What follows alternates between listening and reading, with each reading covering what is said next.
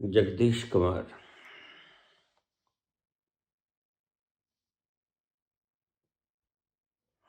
हमने आपसे बहुत बार पूछा बाबा,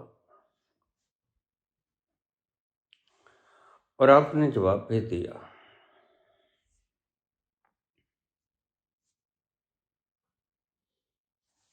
लेकिन आपके जवाब से हमें संतुष्टि नहीं होती।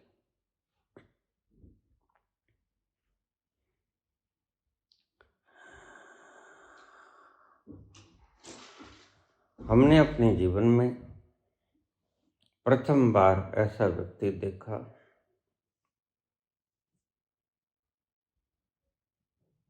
जिसको कोई जीवेषणा है ही नहीं, कोई मोह नहीं, कोई जिंदगी की तमन्ना नहीं, कोई मरने का खौफ नहीं। इसकी असली वजह क्या है,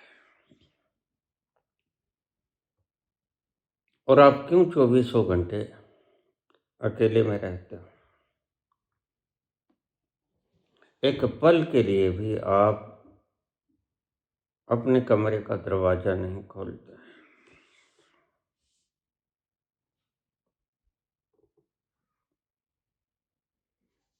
कुछ आप में असामान्य भी दिखाई नहीं पड़ता। प्रश्नों का जवाब बहुत सुंदरतम ढंग से देते हैं। कृपया आज हमें जाते जाते ये अवश्य बताने की कृपा करें कि इसके पीछे का राज क्या है।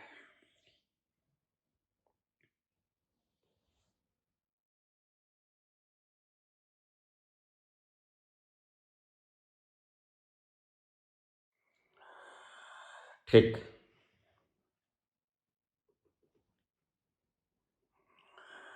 मैंने कहा था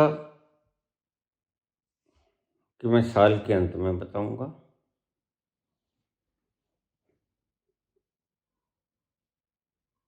लेकिन मैं थोड़ा सा लेट हो गया।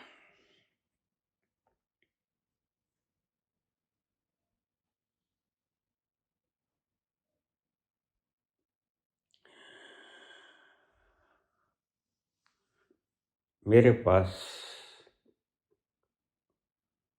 हर रोज इस जगत का सृजनहारा परमात्मा आता है।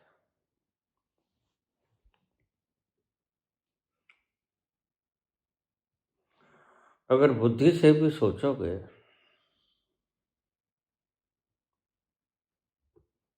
तो पाओगे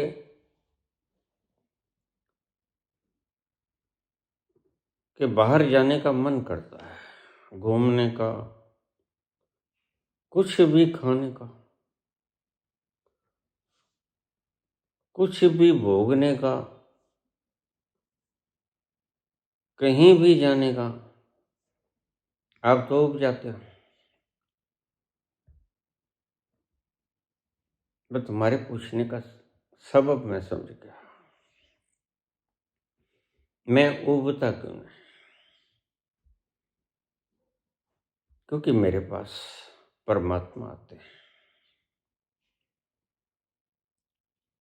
और मैं उसके दर्शनों में तल्लीन, आनंद में खोया खोया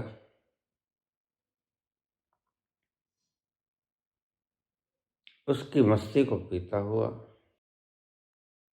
जिसने जगत की संरचना की।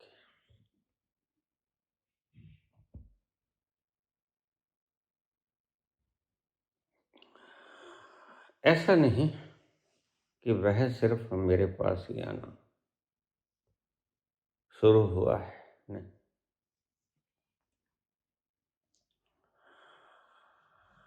मेरे पास वो 85 से बाद आते हैं,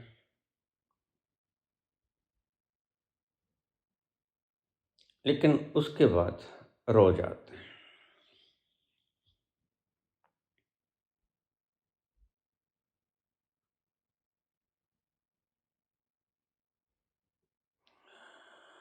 इससे पहले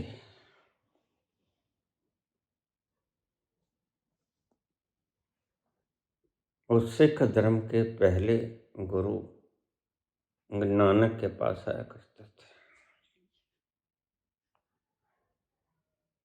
उससे पहले वो यहूदियों के मूसा के पास आया करते थे।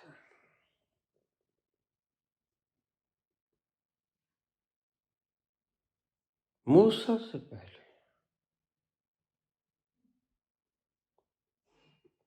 वो कृष्ण के पास आया करते थे।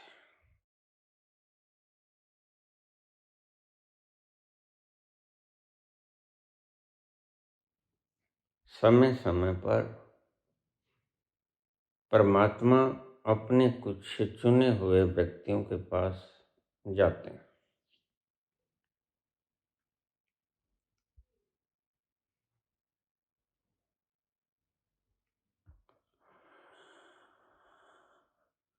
इसलिए मूसा के जुडाइज्म में यहूदी लोग कहते हैं कि हम चुने हुए लोग हैं।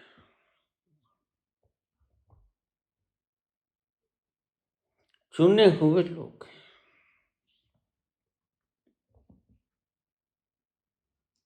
इसका अर्थ ये है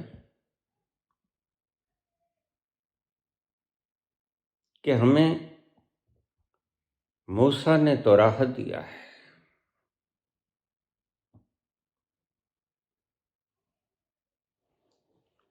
दो 2000 सन आने के बाद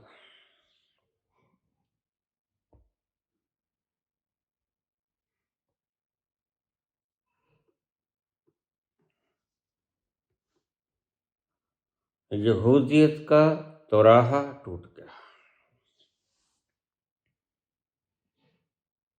मेरा एक शिष्य हुआ करता था।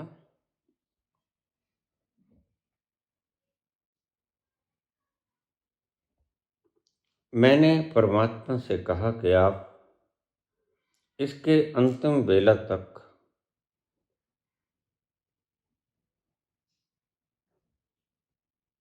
इनको छोड़िए मत, जुडाइज्म को। वह पिछले जन्मों में यहूदी था।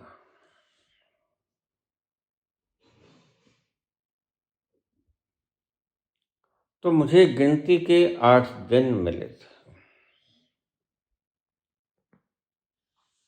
और 8वें दिन 2000 के शुरू होते ही वह चला गया था।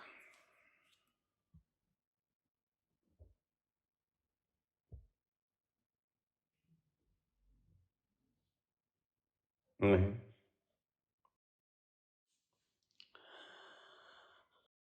मैं पागल नहीं।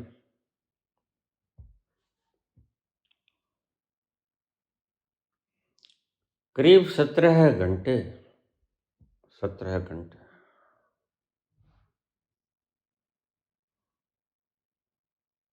वह संसार का रचयिता मेरे पास रहता है, मेरी आंखों के सामने।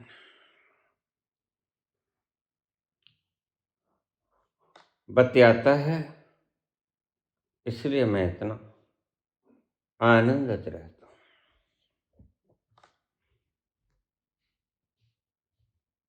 और उसके दर्शन के बाद कभी मत सोचना कि उस व्यक्ति में किसी और चीज की तमन्ना शेष रह जाएगी। शास्त्रों ने इसे व्याख्यायित किया है और शास्त्र ठीक कहते हैं, जितना उनकी समझ में आता है कहते हैं।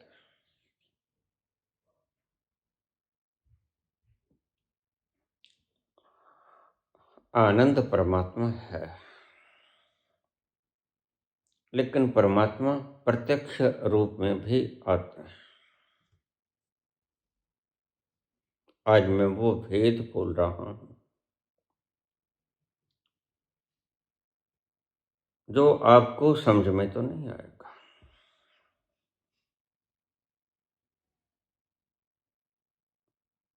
लेकिन इस भेद को आनंद से, तल्लीनता से, शांत वातावरण में आराम से सुनना, तो तुम्हें उस परमात्मा की मौन तरंग का एहसास होगा।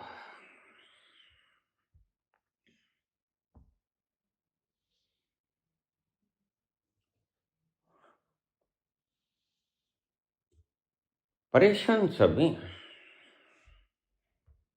यह एकदम से क्या हो गया?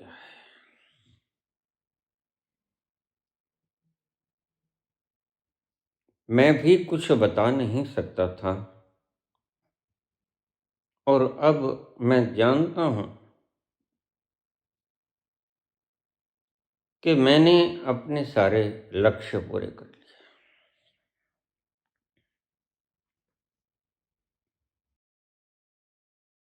अब परमात्मा ने भी मुझे विदा होने की अनुमति दे दी है।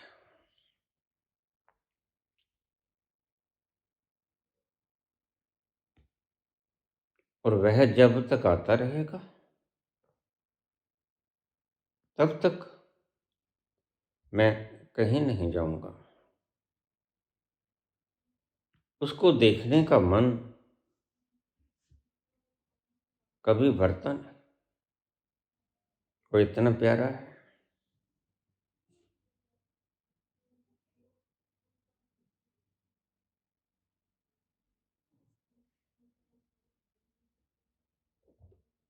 यही कारण है कि बस मैं जितना सोता हूं, जब मैं चाय ही पीता हूं और तो कुछ खाता नहीं।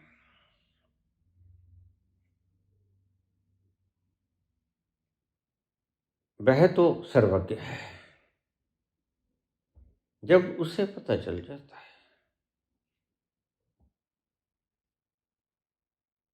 वह मुझे मेरे नाम से ही पुकारता है।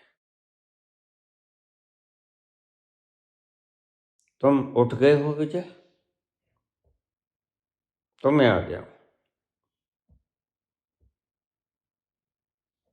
और मुझे दूर से ही पता चल जाता है। उसकी भीने भीने सी सुगंध, उसकी हल्की हल्की सी आहट उसके आने की खबर दे देती है। फिर तुम कहोगे हम खूब बातें करते हैं।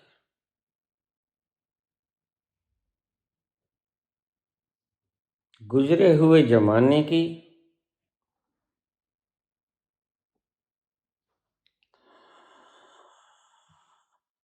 और वक्त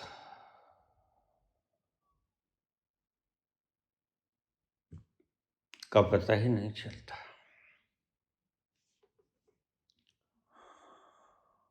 तुम्हारा वक्त कांटे से कटता नहीं।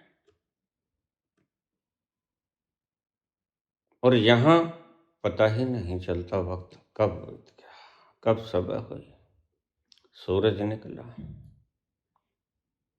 पक्षी चहचहाए, सूर्य छिप गया, मुझे पता नहीं चला।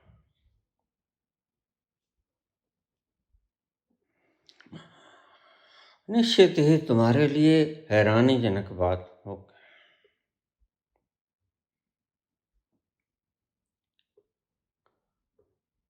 लेकिन मैं उसके खुमार में खोया रहता हूँ, क्योंकि वह मेरे सामने ही बैठ जाता है। मैं रोज बतियाता हूँ उससे,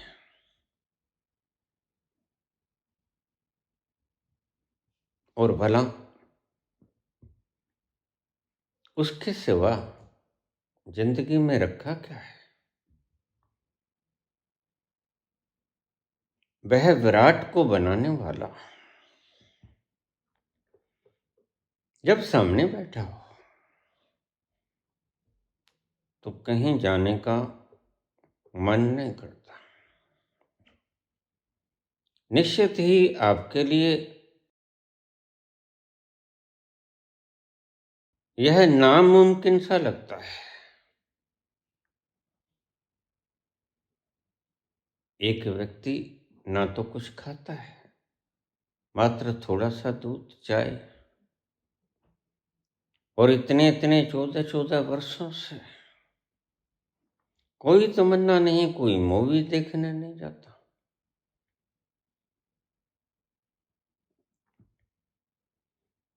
अपनी ही मस्ती के आलम में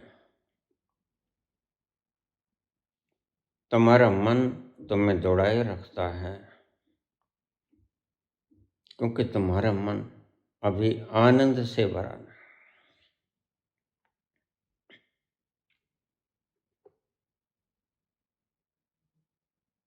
तुम उस आनंद की तलाश में हो। कभी मैं भी था, आज मिल गया, आज कहीं जाने को मन नहीं करता। वह परमात्मा कभी मूसा के पास आता था,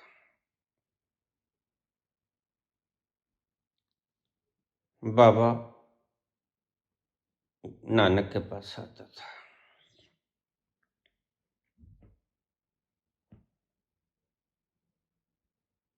एक बार नानक से बड़ा प्रसन्न हुआ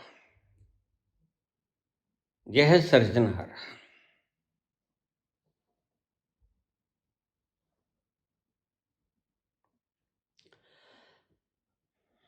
नानक से पूछा,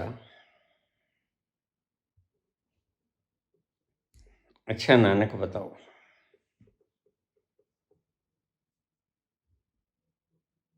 मांगो, क्या मांगते हो? अब नानक क्या मांगे?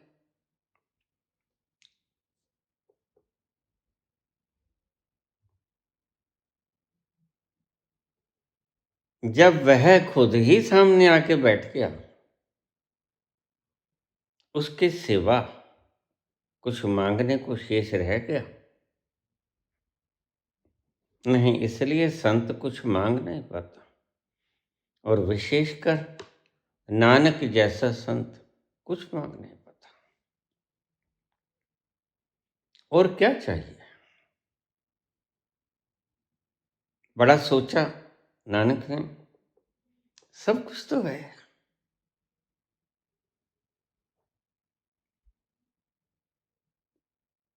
फिर उसने दुनिया को देखा, उदास, ये लंबे चेहरे, ये अश्क से भरी आंखें,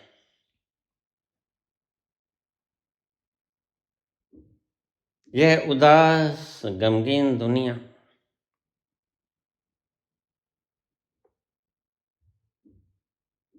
यह गरीबी से त्रस्त।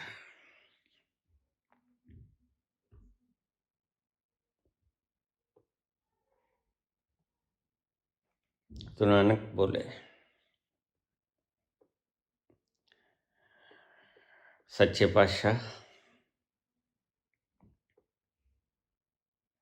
वैसे तो मेरी कुछ इच्छा नहीं है मांगने की। हाँ, मैं जानता हूं, लेकिन फिर भी अगर आपने कहा है तो मुझे इस सृष्टि का सारा दुख मुझे दे दे। हैं?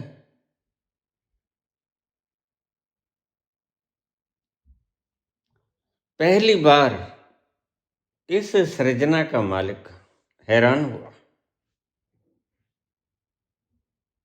इतना करुणावान व्यक्ति।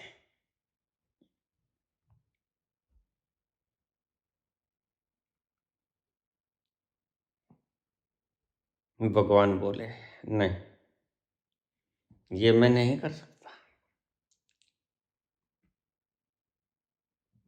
फिर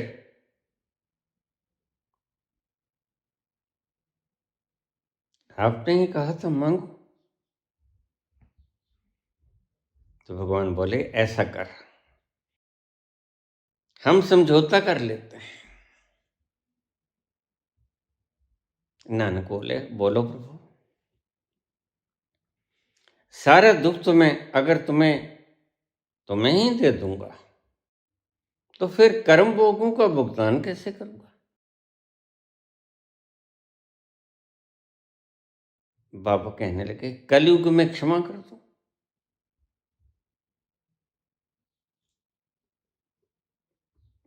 कहते नहीं,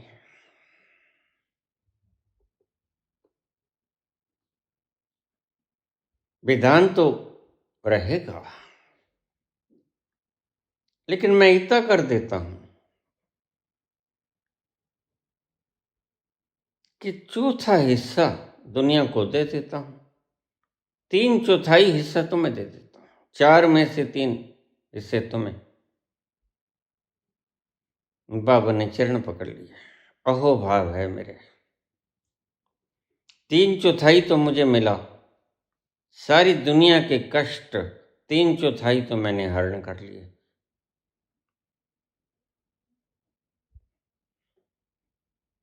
वहीं से अगर तुम कहोगे कि कलयुग में मुक्त होना आसान है,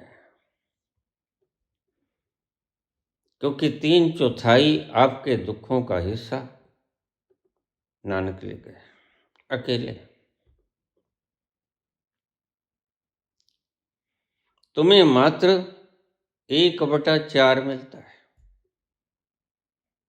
बाकी उस विराट की कृपा है, नानक के, जो आपके दुखों को स्वयं समेट गया।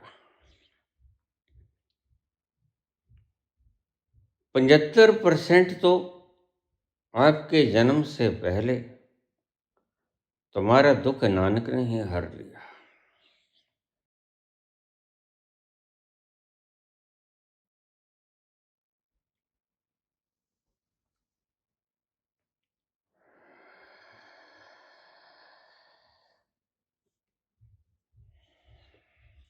जे सो चंदा उगवें, सूरज चढ़े हजार,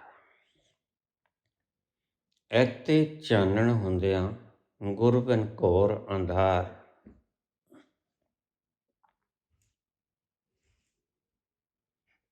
ऐसे महान संत जिसके सामने आके परमात्मा बैठ जाते हैं, अगर उसकी नकल करोगे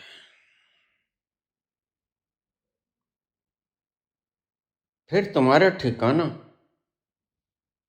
नरक में भी नहीं होगा। जिस धन संपत्ति चमचमाती सोने की लालची वृत्तियों से तुमने आज बाबा के बोल खराब किए, तुम्हें कहीं चैन नहीं मिलेगा।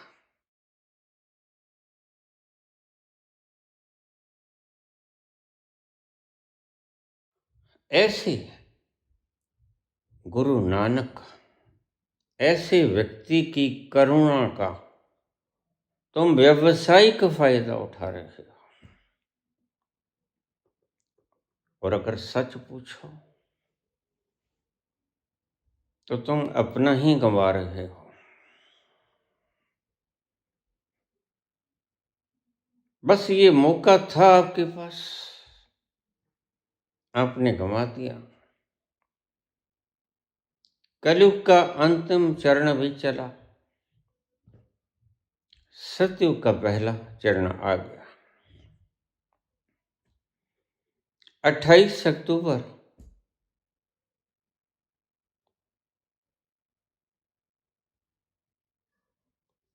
से सतयुग का पहला चरण आ गया, पहला दिन था।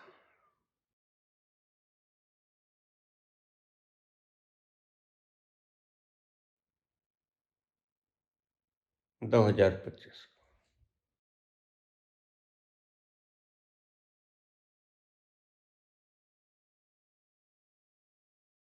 तुम कहीं और ही खोए रहे।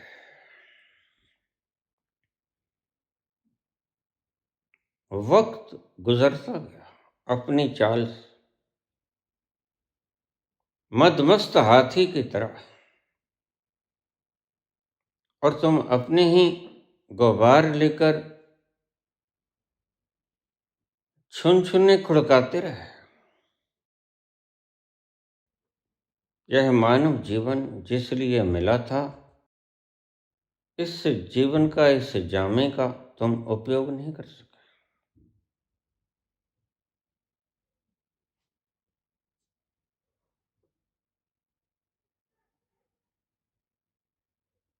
जो बाबा कह के गए थे बिल्कुल परफेक्ट था, लेकिन तुमने अर्थ का अनर्थ करके, धीरे धीरे अपनी बेईमानियों को प्रगाढ़ करके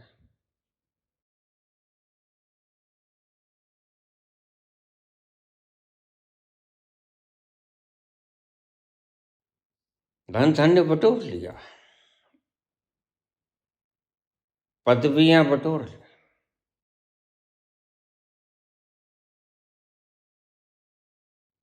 करोड़ों करोड़ों अरबों लोगों को अपने पीछे लगा लिया।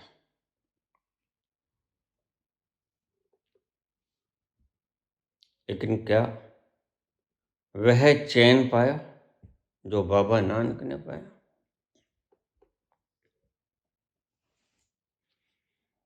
क्या उस आनंद में एक पल के लिए भी झूमे? तुम अपने कमरे में बैठ के शराब पी सकते हो, मैं जानता हूं, ज्यादा मत खुलवाओ।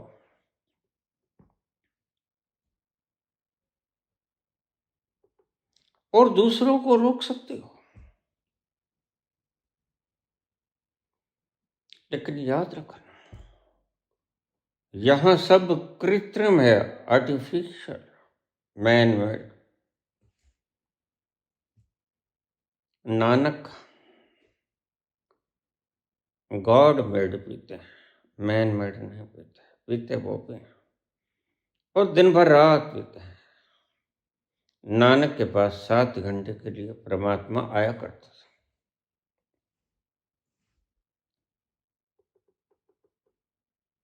मूसा के पास 3 घंटे के लिए। नानक कहता, मुझे सारी दुनिया का दुख दर्द मुझे देते।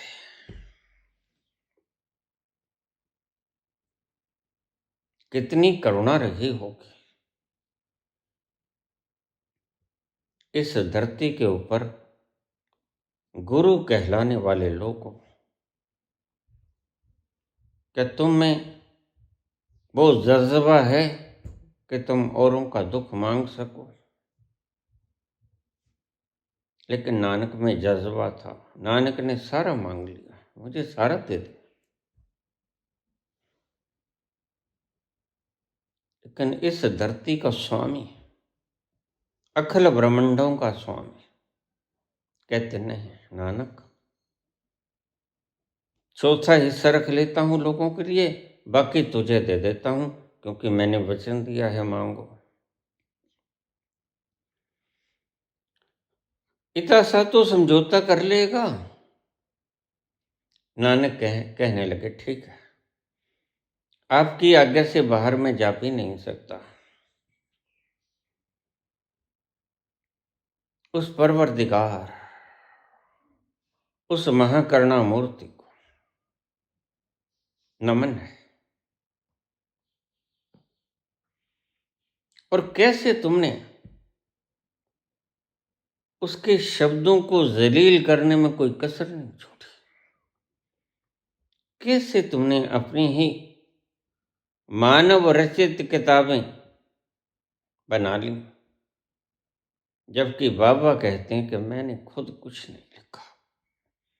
जिस ए लिखे तिसे सिर ना, जब फरमाए तिब तिब पा। तुमने तो अपनी खोपड़ी से लिखा है।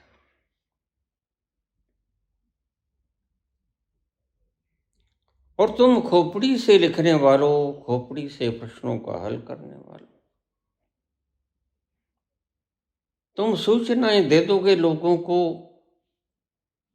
उस रस का तो एक बूंद भी ना पिला सकोगे। वह रस तो खोपड़ी से आता नहीं, वर्ण खोपड़ी को छोड़कर आता है। तुम उल्टे मार्ग चल पड़े हो और तुम खुद भी डूब गए हो, और तुम्हारे पीछे जो लगे हैं वो सभी डूब गए हैं। उनका कोई ठोर ठिकाना नहीं रहा।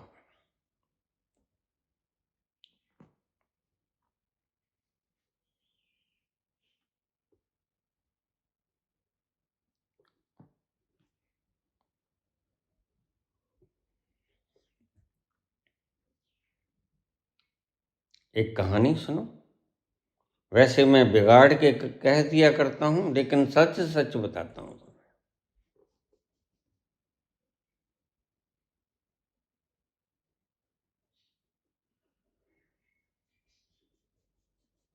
जनक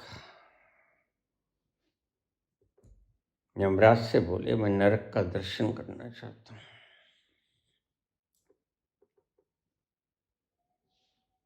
यमराज बोले, प्रभु आप?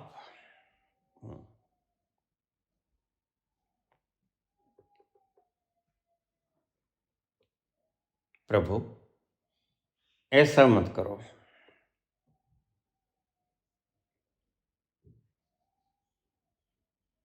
नरक में आपका क्या काम?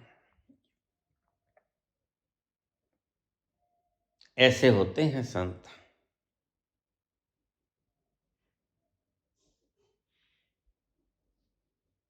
और जनक जानते हैं कि मैं जिस तरफ से निकल जाऊंगा वहां से दुख विदा हो जाएगा। यमराज दुविधा में पड़े, लेकिन अब क्या करें, उनसे ऊपर तो कोई सलाहकार भी नहीं है उनका। अनमने से भाव से चल पड़े, चलो आपको दर्शन कराता हूं। सारे नरक के दर्शन करा दिए, बाहर आ गए और खबर मिली कि सारा नरक खाली हो गया, कोई बचा ही नहीं। वो सारी भीड़ स्वर्ग में आ गए। नरक में त्राही त्राही। यमदूत कहने लगे, प्रभु आपने ये क्या किया? यह जो महात्मा आए थे, ये जहां जहां भी गए वहां से नरक खाली होता रहा। बस यह मांगा था नानक ने।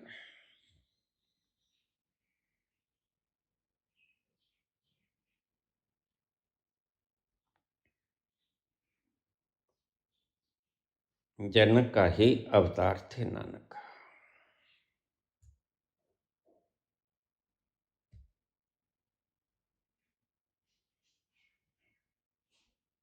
तो यमराज कहने लगे, हमारा कारोबार कैसे चलेगा?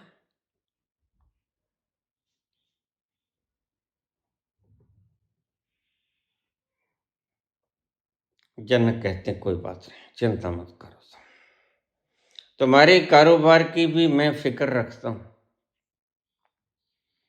मैं कलयुग में अवतार लूंगा बाबा नानक का। जो शब्द हैं वो मैं तुम्हें बताता हूं, तुम मरोड़ लेते हो। जिसने मेरे शब्दों को तोड़ मरोड़ लिया, घबराओ मत, उसका ठोर ठिकाना तुम्हारे यहां नरक में ही होगा। इसलिए सभी यही डेरा पंथियां, राधा स्वामी है कुछ, तुम समझते हो सचखंड में जाएंगे, इसलिए ये कहते हैं कि मरने के बाद जब तुम्हें होश ही नहीं हुआ, तुम कहाँ जा रहे हो। जब आंख खुली तो पाओगे हम तो नरक में हैं। ऐसी ठगी मारी है इन लोगों ने आपके साथ, हंसो मत।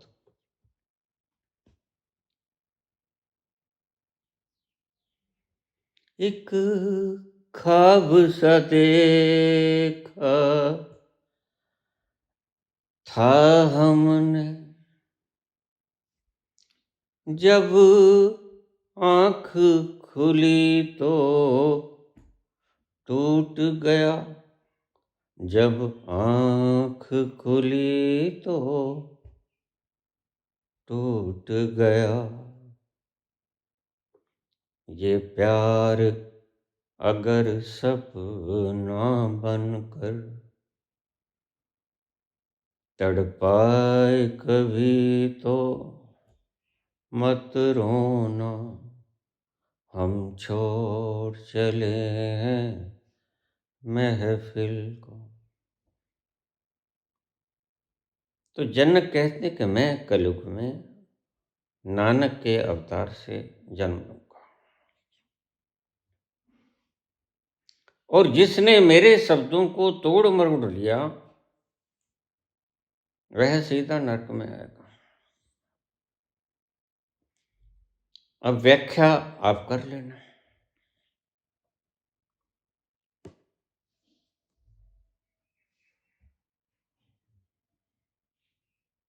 स्वर्ग में तो जीते जी जाया जाता है, इसलिए तो डॉक्टर तुम्हें नरक दिखाने से पहले बेहोश कर देते हैं, एनेस्थीसिया नहीं दे देते कि काट छाट जो चाहे करता रहूं, तुम जरा भी मीन मेख ना करो, मैं जो चाहूं काट छाट लो।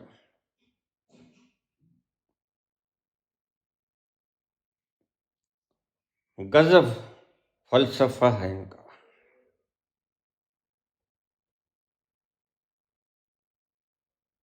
अंत समय में मैं आऊंगा, तुम्हारी उंगली पकड़ूंगा, सचखंड ले जाऊंगा। स्वर्ग हो, नरक हो, सचखंड हो, सतलोक हो, यह कोई भौगोलिक संस्थान नहीं,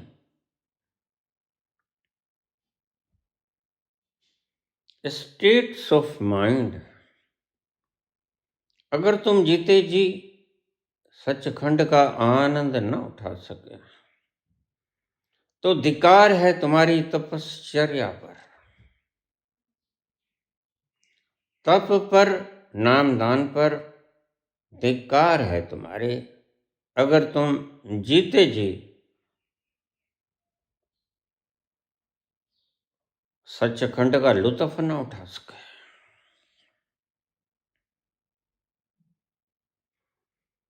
जिंदगी जिंदा दिली का नाम है, जिंदगी जिंदा दिली का नाम है, मुर्दा दिल का खाक जिया करते हैं। अरे मरकर भी कभी सचखंड पाया जाता है, मूर्खानंदो।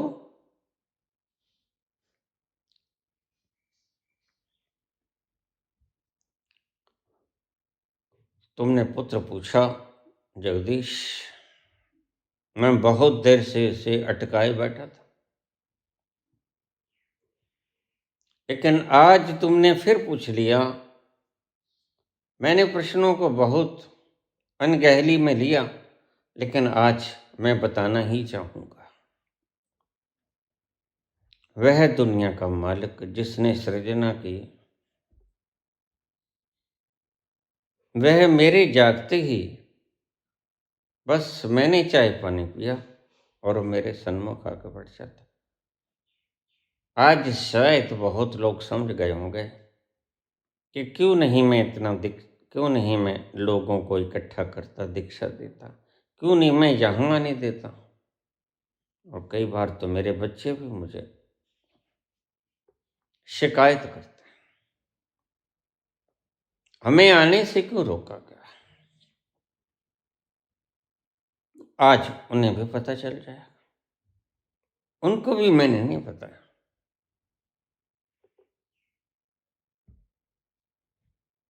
बस एक बार अपनी सासू माँ से मैंने बताया, क्योंकि उन्होंने पूछा ही, इतने सरल स्वभाव के स्त्री हो, धार्मिक प्रवृत्ति के,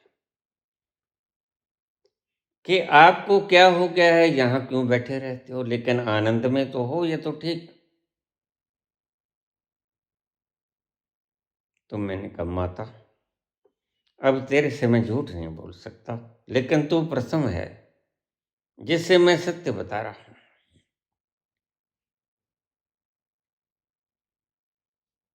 मुझे परमात्मा मिल गया है।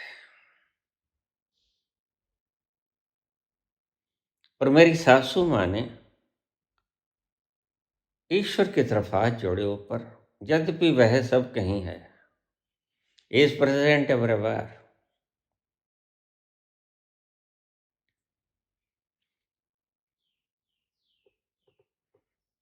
सुबह जब दिल जद भी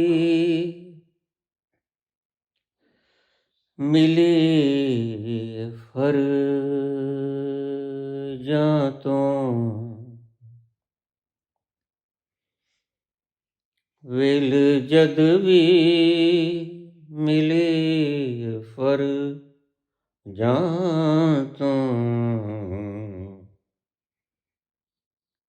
तेरे मुख दी किताब ले बैठा, मैनू तेरा शबाब ले बैठा। उसका शबाब ऐसा, वह बूढ़ा नहीं होता, वह जूं का त्यों बना रहता है, ग्लैमरस। इतना सुंदर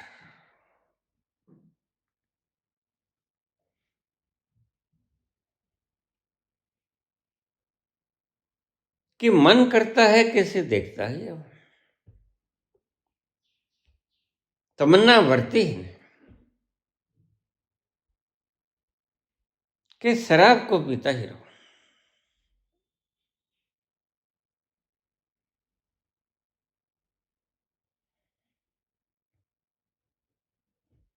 ये भोंदूनाथ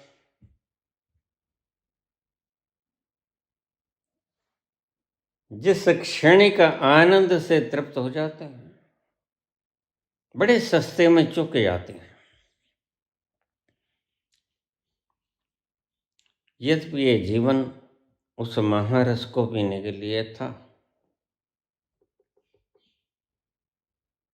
फिर तुम 58 स्त्रियों को सानिध्य में ले लो कि 58,000 को ले लो, कोई फर्क नहीं पड़ता।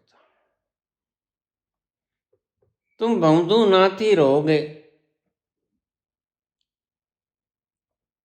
पीने वाले पिएंगे और चले जाएंगे। कृष्ण चले गए,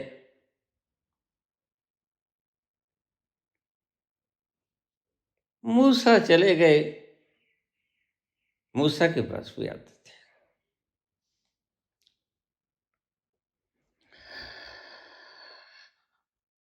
बस वह परमात्मा पूछा जरूर करता है कि मांगो क्या मांगते हो। और अगर वह नहीं पूछेगा तो क्या यह कुकर्म ही पूछेंगे जो झूठ बोलते हैं सारा दिन। वह दुनिया का सर्जनहारा है।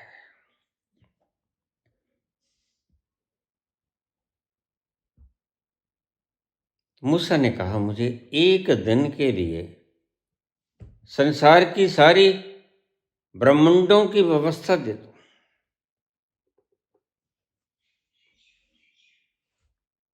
वह सर्जनहारा बोला,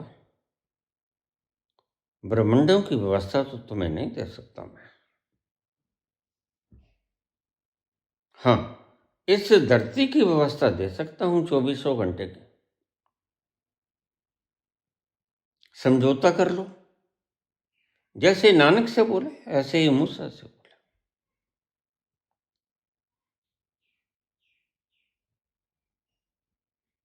मूसा कहते ठीक।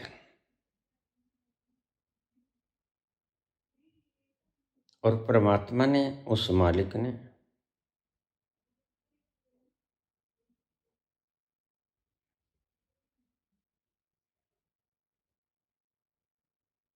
चौबीस घंटे के लिए इस धरती की सारी मैनेजमेंट की कमान उसके हाथों में सौंप दी मूसा का। सब ठीक चलता रहा। एक व्यक्ति परमात्मा को मानता नहीं था, मूसा के पास आया करता था। मूसा को उससे थोड़ी सी एलर्जी थी। वो कहता है, अरे है, जब मेरे पास आता है, अब इससे ज्यादा सबूत और क्या हो सकता है? तुम कहते हो है नहीं, मूसा कहते हैं मेरे पास आता है, नानक कहते हैं मेरे पास आता है, कबीर कहते हैं मेरे पास आता है। मैं कहता आंखन देखी, ऐसे कोई कह सकता है? तुम कहते कागज की लेखी,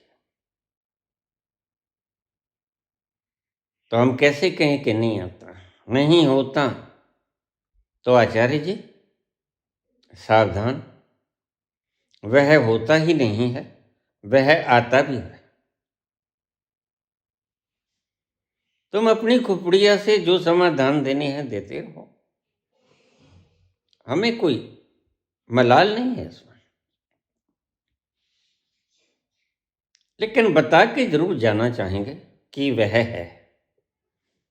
है और वह रोज आता है। कई बार तो ऐसा हो जाता है, अब समझ तो मेरे पुत्र को भी नहीं आता होगा, पापा आज फलाने दर्शन करने आना है। मैंने ठीक है बेटा, बाहर बैठे रहते हैं, 10 मिनट बीत गए, 2 घंटे बीत गए, 3 घंटे बीत गए, वो भी सोचता होगा कि कुछ नहीं कर रहा है, आराम से पड़ा है, फिर ये आने क्यों नहीं देता? अब मैं क्या करूं? अब मैं भगवान को थोड़ी कह सकता हूं अच्छा तो हम चलते हैं, फिर कब मिलोगे? जब तुम कहोगे। आधी रात को फिर परमात्मा सर्वज्ञ है, वह जान जाता है। वह कहते ठीक थोड़ी देर में अपनी सर्जना को देख लूं, इतने तुम निपट लो, फिर मैं फिर आ जाऊंगा। ऐसा समझौता हो जाता है और किसी को कुछ पता नहीं चलता। ये मैं जानता हूं, सोचते होंगे बात क्या है। बस बात यह है, मैंने आज अंतरंग पोल खोल दिया।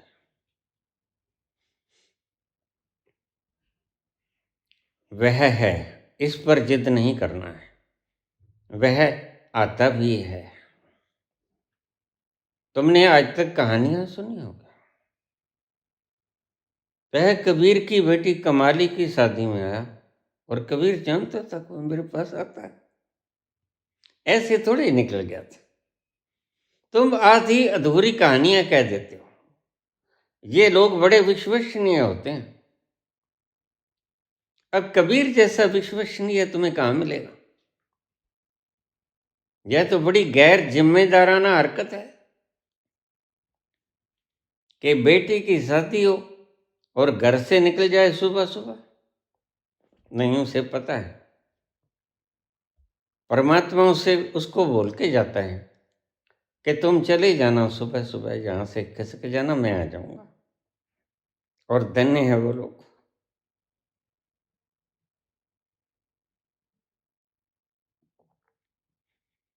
जिनके जूठे बर्तन परमात्मा ने धोए।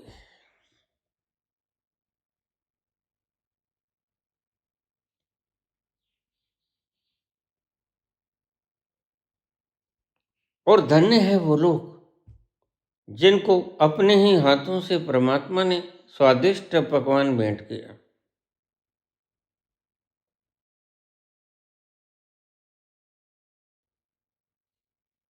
तुम कहानियां कह देते हो, पीछे के सार को नहीं जानते। वह सिर्फ है ही नहीं, वह आता भी है। आज पुत्र तुमने कहलवा ही दिया। जगदीश, तुमने आज सारी दुनिया को बता ही दिया, वह सिर्फ है ही नहीं, वह आता भी है और सामने बैठता भी है। मूसा को 24 घंटे के लिए मैनेजमेंट मिल गई, सब ठीक चला, लेकिन उस व्यक्ति को उसने खाना नहीं दिया 24 घंटे, ना पानी ना रोटी।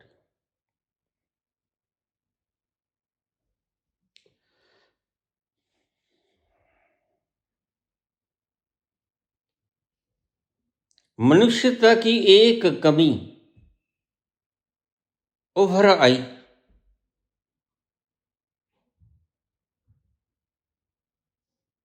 कभी कभी इतने बड़े संत भी इस माया की चपत में आ जाते हैं। मूसा जैसा संत यहूदियों के असली पिता अब्राहम या इब्राहिम, दोनों में से कोई भी कह लो, वहां से चली परंपरा और उनके पुत्र थे इसहाक। इसहाक के पुत्र थे याकूब, यानी अब्राहिम के पोते याकूब। बड़े प्यारे व्यक्ति थे और इनको तौराह देने के लिए, जिंदगी की मैनेजमेंट करने के लिए यहूदियों की परंपरा में मूसा आए। मूसा से इनका कोई जैविक संबंध नहीं था। जैविक संबंध तो मैंने बताया, इब्राहिम के बेटे इसहाक और याकूब। यहां से चली यहूदियत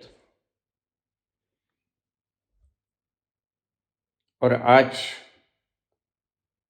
2000 की 8 जनवरी को यहूदियत परमात्मा के रजिस्टर से काट गई।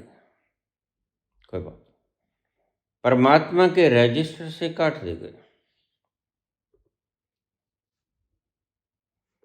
इनका वक्त पूरा हुआ।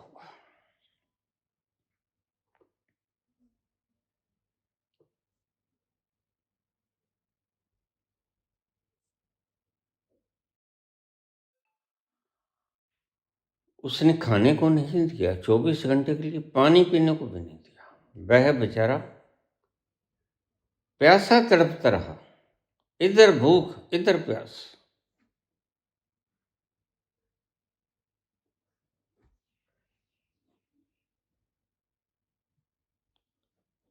अगर ठीक ढंग से समझें तो ये रोजे उसी के प्रायश्चित स्वरूप बनाए गए थे।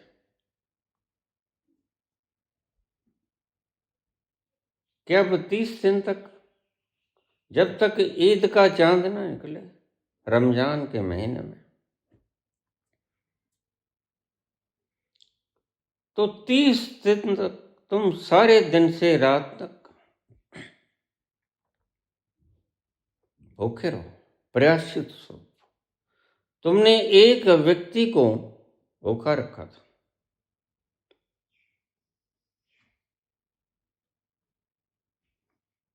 हाँ, ये एक ही है।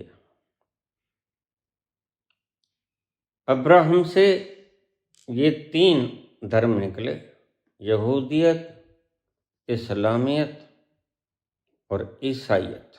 ये तीनों का जो मुख्य है पेड़, उसकी शाखाएं हैं तीनों। इब्राहिम में था।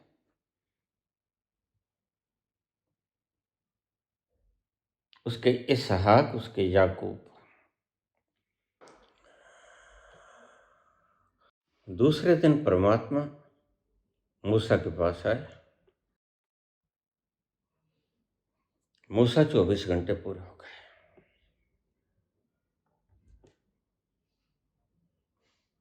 तेरी म्याद पूरी हुई, लेकिन मुझे एक बात का जवाब दो। बोलिए प्रभु।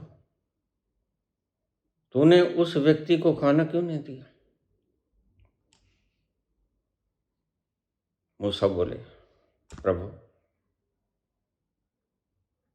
वह नास्तिक है, मैं उसको खाना कैसे दे दूं? वह आपको ही नहीं मानता है। तो मूसा ने कहा, जैसे ही परमात्मा बोले, जिसको नहीं मानता वो मैं हूं। मैं भी तो उसको 70 साल से भोजन मुहैया करा रहा हूं।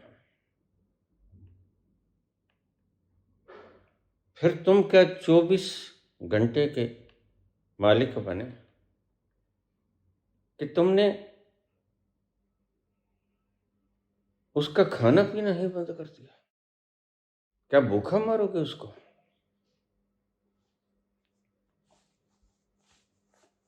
मूसा को समझाइए। मूसा कहता, प्रभु गलती हो गई,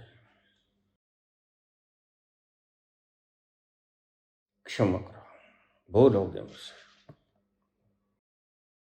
कहते ठीक है, मैं अब तुम्हारे पास 7 दिन के लिए नहीं आऊंगा।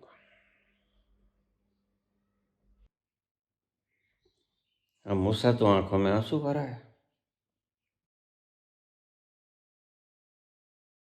वो कहते हो लॉर्ड, 1 सप्ताह कैसे काटूंगा मैं? यह तो पल भर अगर नजरों से दूर होते हो तो वक्त कांटे से कटता नहीं। अब देखो मुझे सुनने वालों, तुम्हारा वक्त कांटे से कटता है? नहीं कटता तभी तो ताश खेलते हो। नहीं कटता तभी तो तुम मूवी देखने चले जाते हो। नहीं कटता इसीलिए तो तुम कोरोना के अंदर बाहर देखने चले जाते हो और पुलिस वाले तुम्हारे डड्डू परेड करवाते हैं, पिछवाड़ा सुझा देते हैं मार मार कर। क्यों देखने आए थे? अब क्या करें, वक्त नहीं पास होता। बाहर क्या दिख गया तुम्हें? चाहे कुछ नहीं दिखा, लेकिन बस मन बहल गया। और सारी दुनिया आज मन के बहलावों में लगी है। वो चाहे कुर्सियां हों, चाहे धन के अंबार हों, चाहे मान प्रतिष्ठा और पूजा हो, चाहे बच्चों को जन्म देना हो, सब तुम्हारे शौक हैं। तुम्हारी पूजा, तुम्हारी प्रार्थना, तुम्हारी उपासना सब मन के बहलाने के तरीके हैं। तुम षोडशोपचार पूजन करो, तुम कुछ भी करो। हमने देखी है जन्नत की हकीकत, लेकिन दिल के बहलाने को गालिब ये ख्याल अच्छा है। जरा सोच के देखना, आज तुम्हारी पूजा भी दिन के बहलाने को एक माध्यम बन गई। बस ये जस्ट लाइक मूवी, जैसे मूवी देख लिया ऐसे तुमने पूजा कर लिया, नमाज पढ़ लिया। भीतर से कहाँ झुकते हो तुम? सब तुम्हारी अपने अंदर को जाने के लिए जो तरीके थे उनको तुमने कर्म कांडों में तब्दील कर लिया। किसी ने मूर्तियां बना ली, किसी ने कमेंडमेंट्स बना ली, किसी ने कुरान बना ली, किसी ने पुराण की कहानियां बना ली। और आज ये छोटी छोटी लड़कियां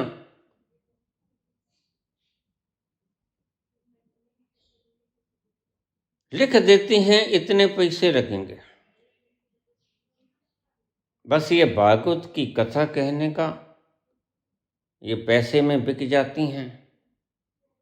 और वो कोठे पे पैसे में बिक जाती हैं, कोई फर्क नहीं।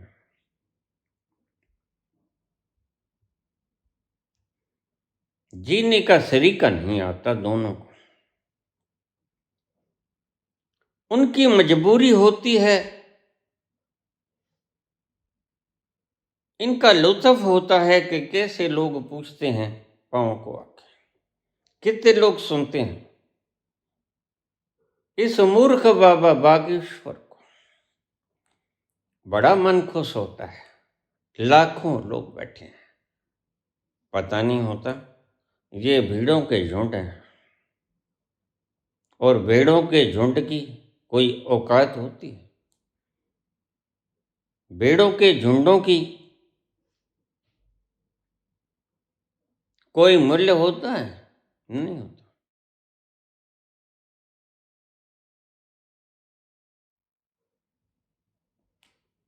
तो उस अखिल ब्रह्मांड के स्वामी ने कहा, स्वामी यानी जो मालिक है, सच्चा सच्चा सच्चा साहब जे नजर करे तक्का वो हंस करे।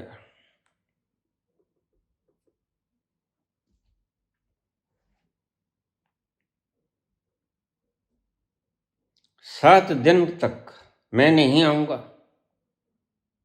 मैं खफा हूं तुमसे।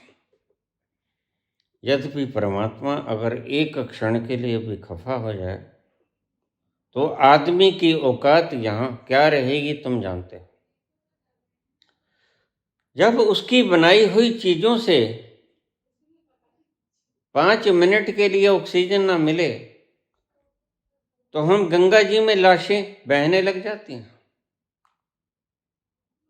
तो अगर वो खुद भी 7 दिन तक के लिए ना आए तो हाल क्या होगा। हर घड़ी जिसके पास होता है। और मैं कभी कभी सोचता हूं वो दिन कैसे गुजारे होंगे। यद्यपि गुजारे,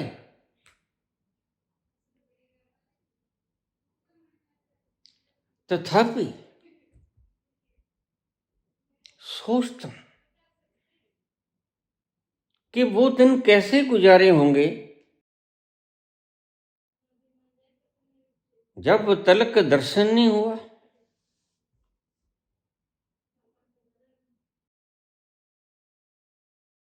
बड़ी हैरानी होती है। फिर तुम्हारी तरफ देख लेता हूं बच्चों कि देखो ये भी तो गुजार रहे हैं किसी आशा में, किसी निराशा में।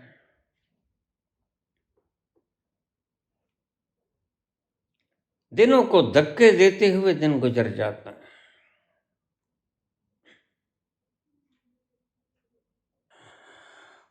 बरसों बीत गए तुमसे मिले बिछुड़े, बरसों बीत गए तुमसे मिले बिछुड़े। बेजोरी बन कर गगन पे चमकी बीते समय की रेखा, मैंने तुमको देखा तड़प तड़प के इस बिरहन को, तड़प तड़प के इस बिरहन को आया चैन जरा सा,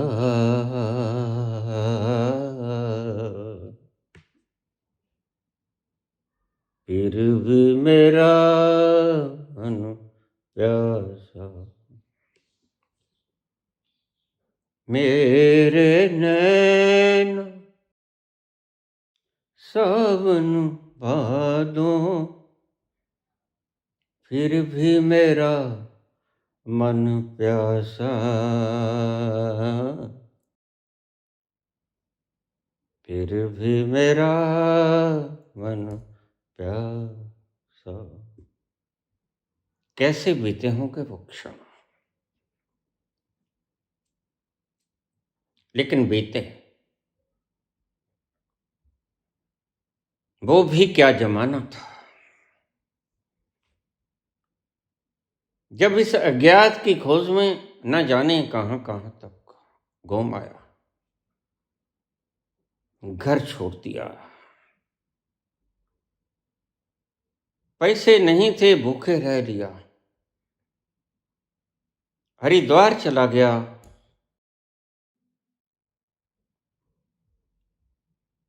लेकिन होता है वही जो मंजूर खुदा होता है। इस मालिक को पता था कि मैंने इसके पिछले जन्म के किए हुए उपकार को इसने भारतवासियों की बेड़ियों को तोड़ा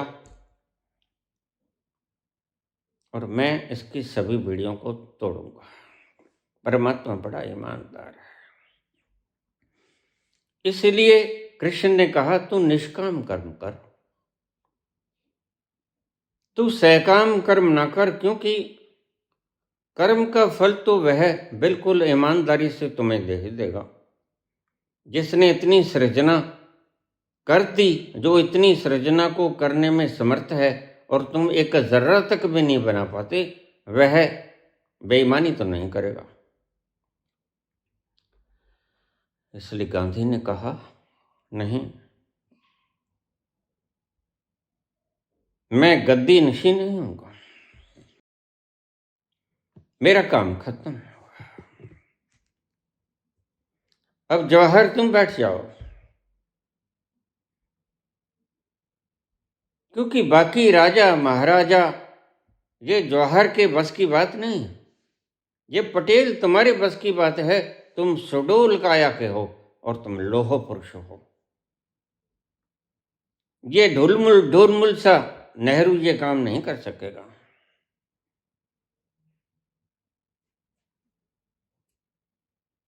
ये 565 रियासतें और एक एक राजा को तुमसे तो अपने घर के 4 मेंबर ही नहीं माने जाते, और यह तो राजा थे, इनको मनाना आसान था क्या? और गांधी बड़े दूरदर्शी थे। गांधी ने कहा यह ढुलमुल जवाहर बड़े ऐशो आराम में पला, silver spoon in his mouth. यह इन राजा महाराजाओं को ठीक नहीं कर सकेगा। अगर ठीक कर सकता है कोई तो वह वल्लभ, वल्लभ के सिवा कोई नहीं।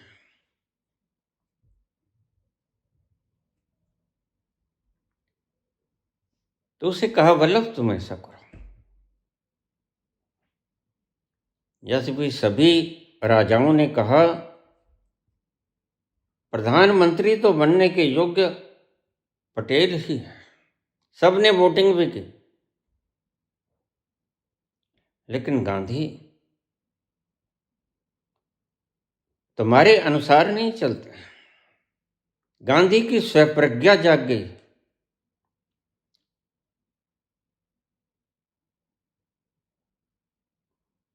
और भी दुख हैं जमाने में मोहब्बत के सिवा, राहतें और भी हैं वसल की राहत के सिवा। यहां सिर्फ राज ही नहीं करना, यहां उन 565 रियासतों को आजाद भी करना है। और यह जवाहरलाल नहीं कर पाएगा। तुम ठीक है, तुमने वोट कर दिया, लेकिन मैंने हिंदुस्तान को देखना है। और दूरदर्शिता का परिणाम बिल्कुल सटीक निकला। वल्लभ भाई पटेल ने अपने बाहुबल से लौह पुरुष थे, निजाम हैदराबाद जैसी रियासतें जो कभी खाली नहीं हो सकती थी, उसने करवा ली।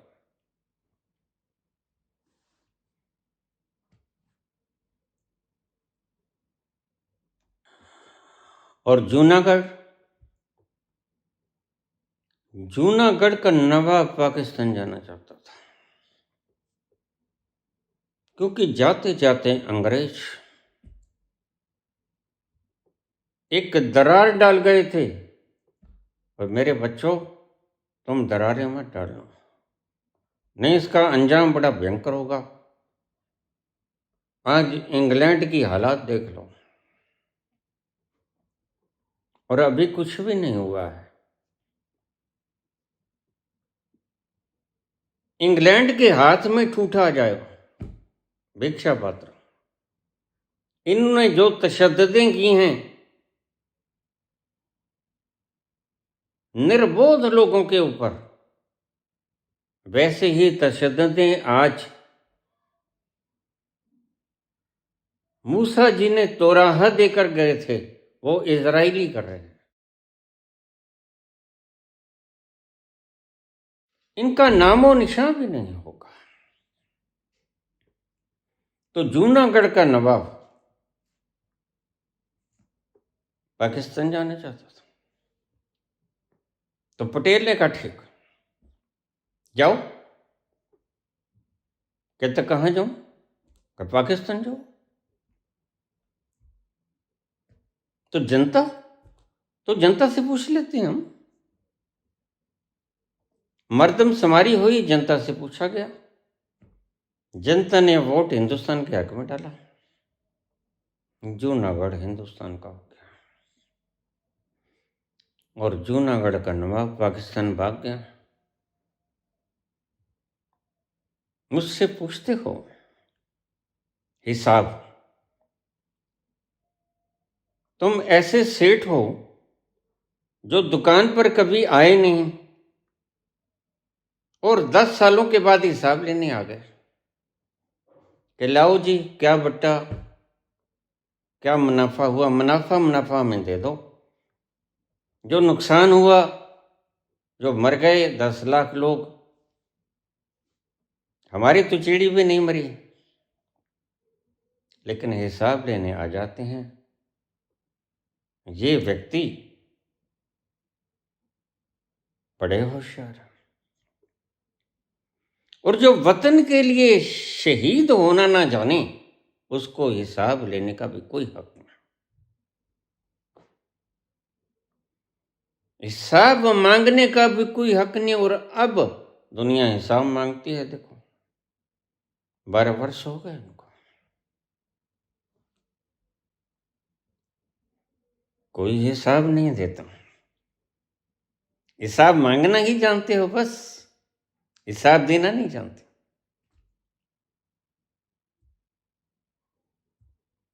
जाते जाते अंग्रेज ऐसी फिरका परस्ती डाल गए, ऐसी तरेड़ डाल गए, दरार डाल गए, जो जीते जी कभी पूरी नहीं, भरी नहीं जाएगी।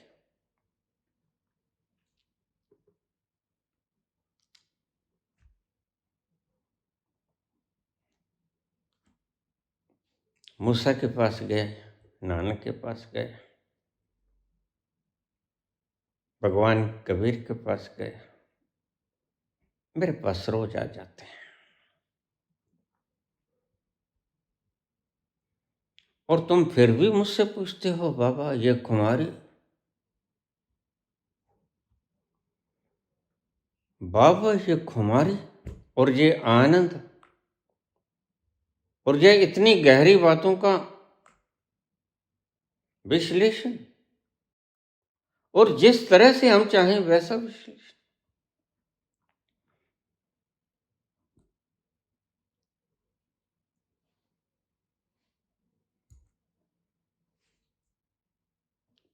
यह उसकी ही कृपा होती है।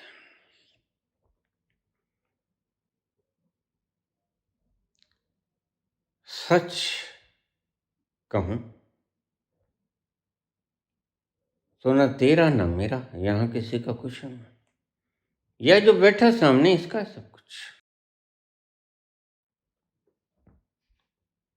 यह सच्चा मालिक है।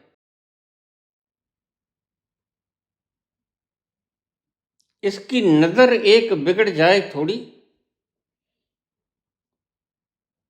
तो बस वह कयामत का दिन होगा।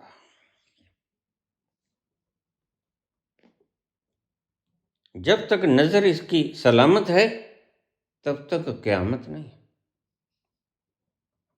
तब तक तुम भी सलामत हो। मेरे पास भी आवे, मुझे कहते हैं मांगो क्या मांगो।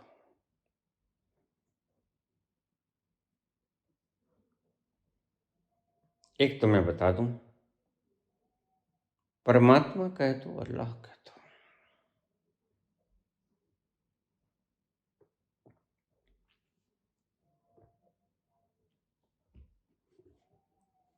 वह जब बुलाते हैं नाम लेके बुलाते हैं, वह बाबा नहीं कहते। शंकर जब आते हैं वह बाबा कहते हैं। शंकर को भी बनाने वाला यह जो रोज आके बैठ जाते हैं, मेरे ऊपर कृपा करते हैं,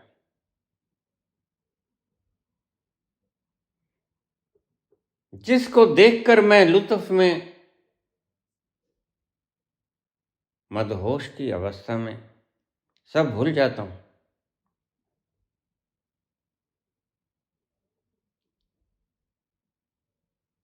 और जिसके अभाव में तुम हिल स्टेशन देखने चले जाते हो, तुम स्विट्जरलैंड की सैर करने चले जाते हो, तुम स्विट्जरलैंड के बैंकों को भर लेते हो, तुम अपने खजाने भर लेते हो, तुम दुनिया भर के चक्रवर्ती सम्राट होना चाहते हो, और अगर सब भी मिल जाए तो तुम पाओगे व्यर्थ है।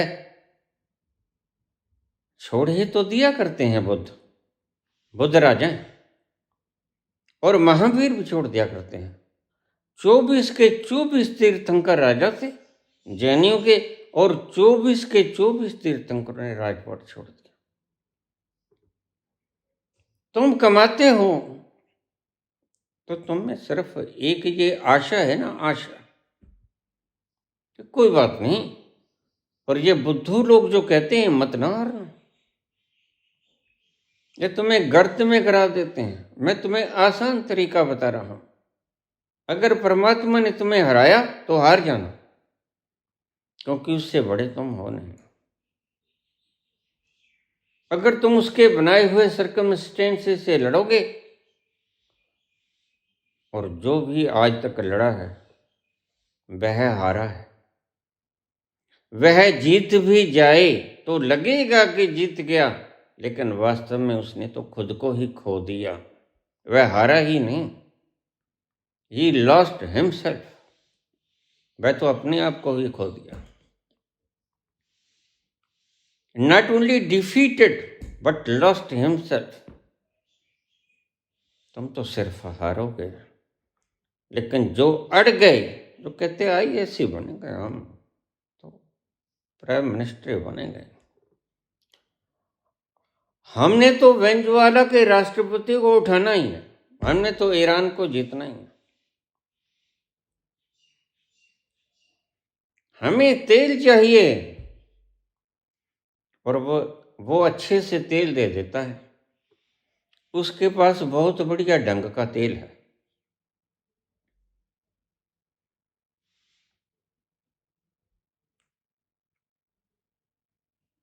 वो गले में गुल्ला फंसा देता है, फिर आवाज नहीं निकलती।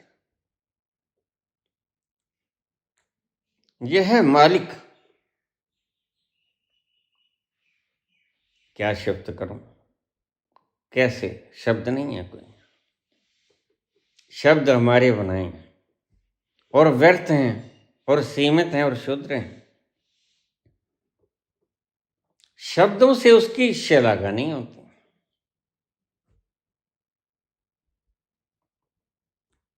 मुझे कहते मांगो, विजय क्या मांगते हो?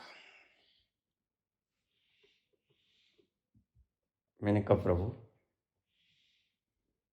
मुझे भी इस त्रस्त मानवता पर दया आती है। ये बंधे हुए लोग हैं अपनी ही बनाई हुई जंजीरों में, यद्यपि किसी ने इनको बांधा नहीं। फिर प्रभु आप तो जानते ही हो, बस मुझे वरदान दो कि जो मेरे पास आ जाए वह मुक्त हो जाए।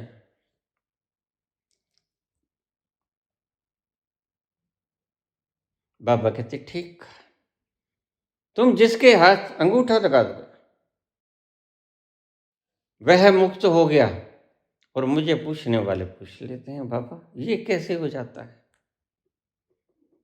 और मैं उसको अंगूठा दूसरे हिसाब से लगा देता हूं। जिसने कैसे पूछा तो फिर मेरे पास कैसे का जवाब तो होता ही नहीं। अब तुम कहोगे दिखाओ वो कहां बैठा है? मेरी सांसों की खुशबू में, ये सामने ही है। इसी को देखकर ही तो मुझे शायरी आ जाती है।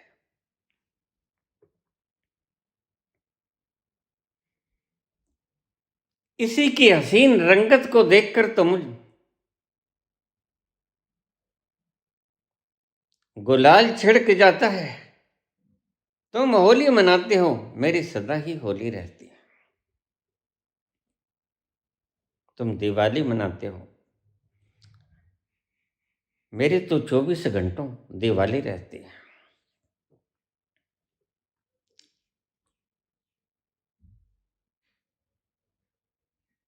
तो वह सच्चा मालिक कहने लगा, हाँ ठीक है, तुम जिसके भी अंगूठा लगा दोगे तीसरे नेत्र पर वह मुक्त हो गया। अहम त्वाम सर्व पापेभ्यो मोक्षयिष्यामि मा शुचः।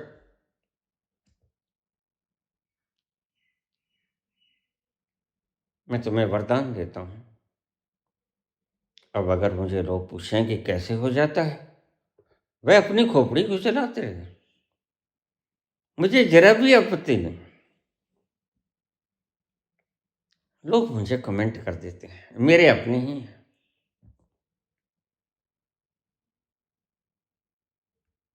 तो फिर मेरे पास अगर ज्यादा मगज खाएंगे तो फिर मैं क्या करूंगा? एक अंगूठा ही है अपने पास और कुछ है ही नहीं।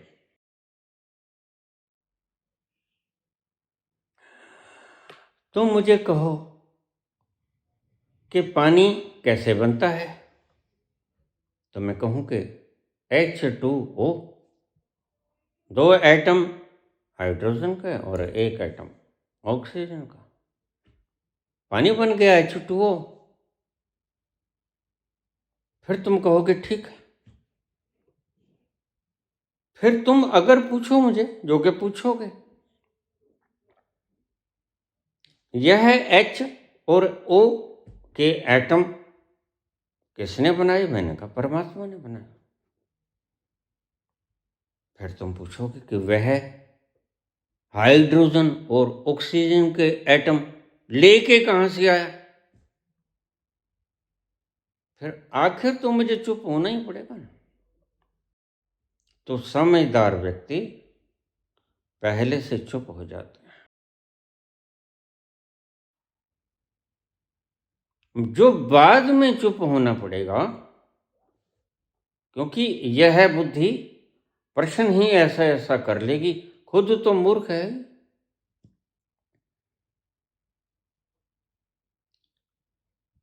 इसलिए इन पागलों का कोई जवाब नहीं होता संतों के पास। वो मार्कस हूं, चारवाक हूं, कितने संत उसके बाद आए, कबीर आए, नानक आए, बुद्ध आए, लेकिन वो जानते हैं कि हमारे पास कोई जवाब नहीं, इसलिए बुद्ध तो सीधा ही खत्म कर देते हैं बात कि वो है ही नहीं। चल तुम सीधी बात करो कि तुम दुखी हो और दुख का कारण है और इस कारण को मिटाने का भी ढंग है। तुम ये बात करो, तुम अर्थ व्यर्थ की बात ना करो, मुद्दों को मत उलझाओ राजनीतिज्ञों की तरह। बात यह है कि तुम दुखी हो, तुम सुखी कैसे हो जाओ, ये प्रश्न पूछना है तो पूछो, नहीं घर जाओ। तो सीधी बात मुका देता है। आखिर में चुप तो होना ही पड़ेगा मुझे। तो फिर वियोगी राम राम जप ले अभी, जब बाद में चुप हो गए फिर भी तो राम राम होती है, तो अभी चुप हो जाओ ना, बाद में चुप होने का क्या फायदा है। तो चुप तो एक दिन होना ही पड़ेगा, क्योंकि तुम्हारी मूर्खताओं का कोई जवाब होता ही नहीं।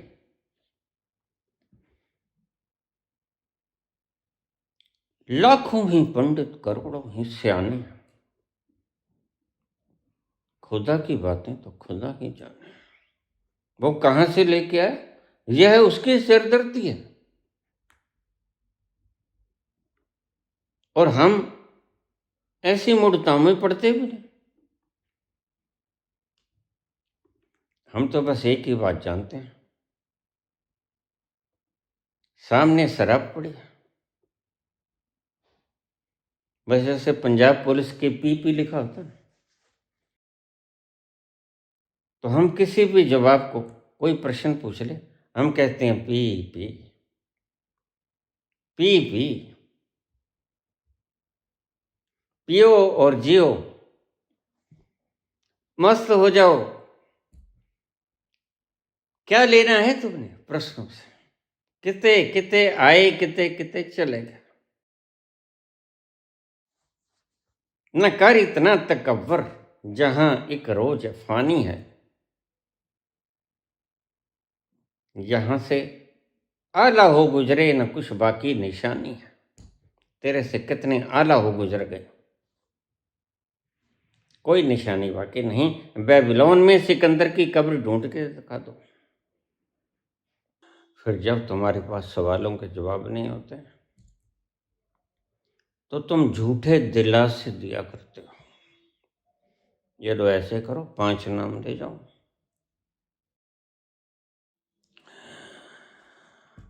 इनको पैसा चाहिए, इनको धन चाहिए, इन्हें अभी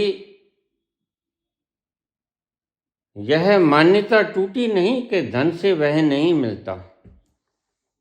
अभी तो तुम्हें भी सिखाते हैं। ये लो अड़ंग बड़ंग जपते रहो और मुक्त हो जाओ। बात पुरानी है, एक कहानी है,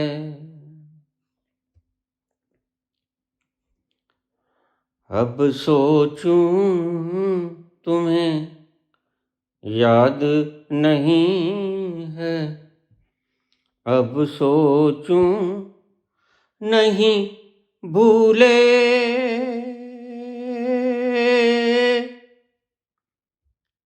वो सावन के झूले हो,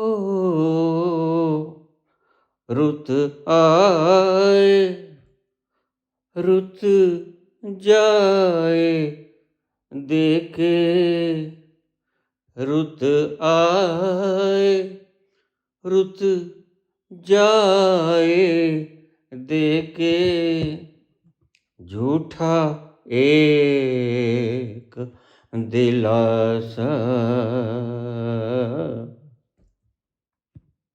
ये झूठे दिलासे हैं।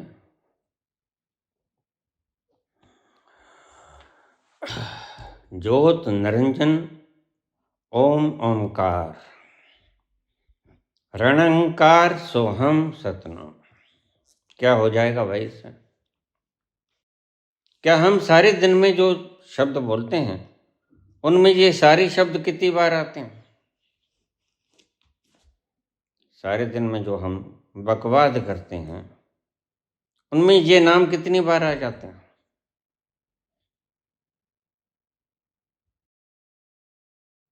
रुत आए रुत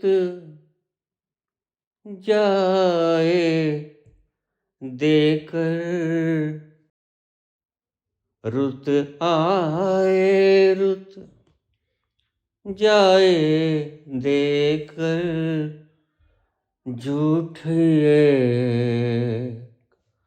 दिलासा,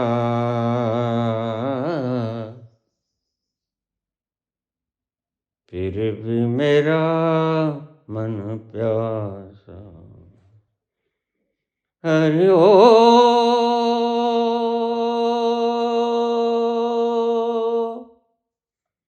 हरि ओ।